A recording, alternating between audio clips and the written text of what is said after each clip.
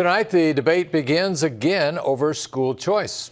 As Brian Mastery reports, as Iowa public school districts have often said, the fear is they'll be working with a lot less money in the future.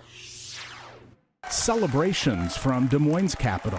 Early this morning, the Iowa Senate passed legislation to allow any student who wants to attend private school to pay for tuition and other expenses with taxpayer dollars. We are putting an end to the notion that competition is a zero-sum game.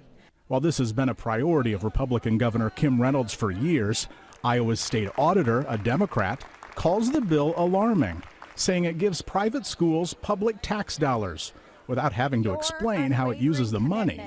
Meanwhile, in Lincoln, Nebraska lawmakers offering up two school choice bills, one that's similar to Iowa's new law, and this one, already endorsed by Governor Jim Pillen, earmarking $25 million as a tax credit so more lower-income children can go to private schools. That $25 million Scholarship Act will be focused on kids in poverty and foster homes and special needs.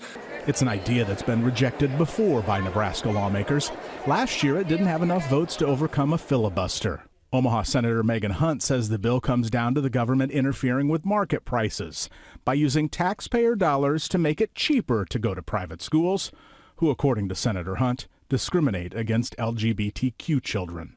The lawmakers who attended today's proclamation don't understand why Nebraska is one of two states that has not passed a school choice program. We're talking about kids who are in a zip code that they don't have any other options except to pay tuition or to go to the public school they're zoned to.